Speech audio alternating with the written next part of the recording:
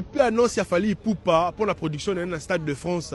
Qu'est-ce que Makasi Tambour en Abisso, il faut qu'on en parle. Tika Latina sur la vidéo zo na ngote. Les appels na ba congolais belé o ezake, ba ozala d'accord te o ba obora ba mbwakela e belé bena na rotanga ba kombote. Ngelo na rolo ba en tant que patriote. Omoni makambo e ali sur na niveau national te, ali sur na niveau local te et comme na niveau international. O ezai sous tolo ba na za wengeman, na za spiritas, na za gaulois non. Biso tout aux à la solidaire, tout soutenir moi la mboka. O ezai sous ba guerre na biso te entre biso. Fali Poupa boy oh bobe. Non non non non non. O est comme représentation, ils ont représenté les francophones.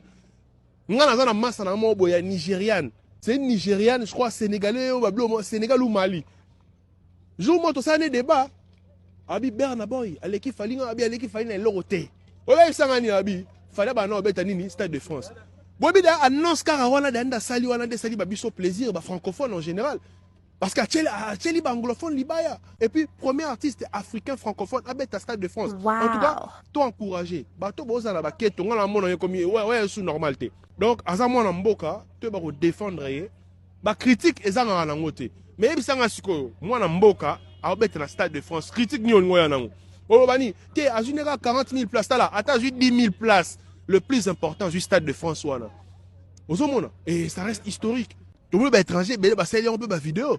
Bozomona solidarité baza nangu ndeko na bango kututé mais tala soutien ba apporter la vidéo ba sala bino mo sur la toile siko bino mo bana mboka na généraliser te parce que ça la belé pe ba soutenir Fali Poupa mais oh wana bazo boya wana mais pourquoi oza mamba critique te oza mamba bendele nde ngane tinga apport na ngai ezani nde na lobe l'événement wana le 2 mai 2026 production Fali Poupa na Stade de France.